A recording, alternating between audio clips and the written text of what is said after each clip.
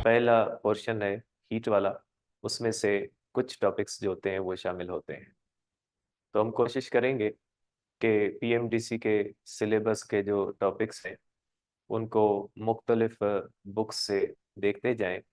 जैसे आपको पता है कि सिलेबस जो हुआ है वो चेंज हुआ है, जो एसटीबी की बुक्स हैं, तो उसमें जो आपकी केमिस्ट्री या बायोलॉजी होगी वो न्यू सिलेबस से होगी, जबकि फिजिक्स का सिर्फ एक चैप्टर जो एक सॉरी उसका सिर्फ फिजिक्स जो है वो फर्स्ट ईयर चेंज हुई है, इंटर चेंज नहीं हुई।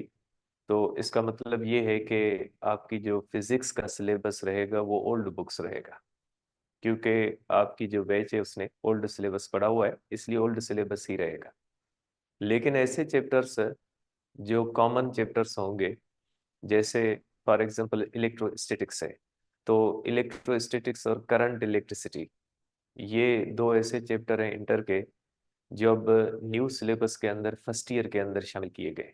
तो हम कोशिश करेंगे कि जब आपके 12 चैप्टर और 13 चैप्टर हम पढ़ें यहाँ पे, तो फर्स्ट ईयर के इलेक्ट्रोस्टैटिक्स के चैप्टर भी पढ़ें, क्योंकि फर्स्ट ईयर का जो आपका बुक है वो नया है और उसके अंदर कुछ ऐसी चीज़ें हैं जो आपके पुराने बुक के अंदर नहीं है।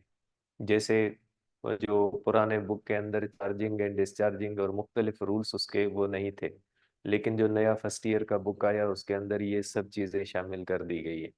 तो हम इसके अंदर कोशिश करेंगे कि जो चैप्टर्स फर्स्ट ईयर के अंदर दिए गए हैं, जो इंटर के अंदर हैं अभी, उनको वहाँ से भी देखते जाएं, क्योंकि जो टेस्ट हुई है, जो पहले वाली टेस्ट हुई है उसके अंदर जो है वो न्यू बुक्स से भी चीज़ें शामिल की गई है। ठीक है, तो हम पहला अपना टॉपिक शुरू करते हैं, जिसके अंदर हम पढ़ेंगे नेचर ऑफ हीट के बारे में, कि हीट की नेचर क्या होती है या हीट क्या होती है। ठीक है, तो पहला हमारा टॉपिक हम डिस्कस करते हैं, जिसके अंदर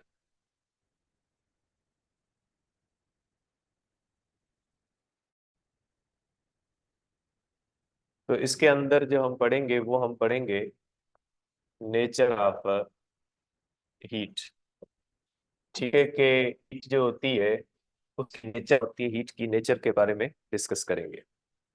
तो जैसे आपको पता है कि हीट की नेचर के बारे में हमारे पास दो थ्योरीज है। एक थ्योरी हमारे पास जो नेचर ऑफ हीट के बारे में है, वो थ्योरी होती है कैलोरिक थ्योरी।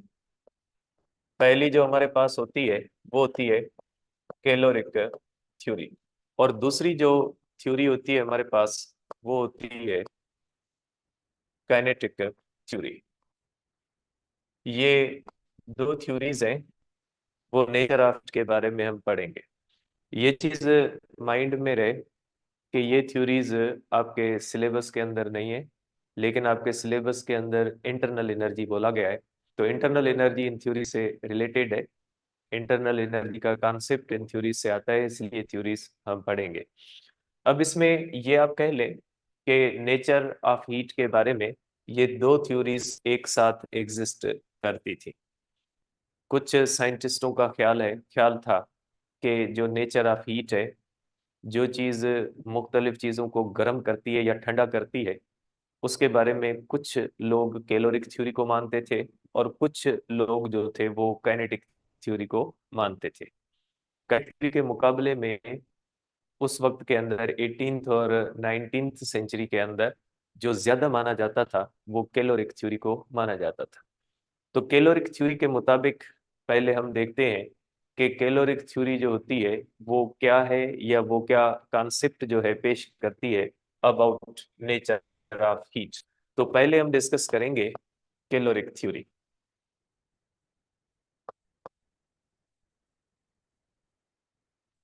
अब इस थ्योरी के मुताबिक अगर हम इस थ्योरी को देखते हैं, तो इस थ्योरी के मुताबिक हीट को एक किस्म का फ्लूइड माना जाता था। आपको पता है कि गैसेस को और लिक्विड्स को हम फ्लूइड कहते हैं, कोई भी ऐसी चीज जो फ्लो कर सके उसको हम फ्लूइड कहते हैं।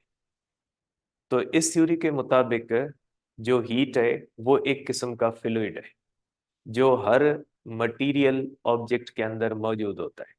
आप कह लें कि जिस तरह से ह्यूमन बॉडी के अंदर ब्लड मौजूद होता है और ब्लड एक फ्लूइड है, इसी तरह से ये माना जाता था कि ये एक किस्म का फ्लूइड है और ये हर मटेरियल बॉडी के अंदर मौजूद होता है। कोई चीज लिविंग हो, कोई चीज नॉन लिविंग हो, उन सब के अंदर इसको पाया जाता है। ठीक है, तो ये कॉन्सेप्ट था। इस कॉन्सेप्ट के मुताबिक आप कहेंगे कि हीट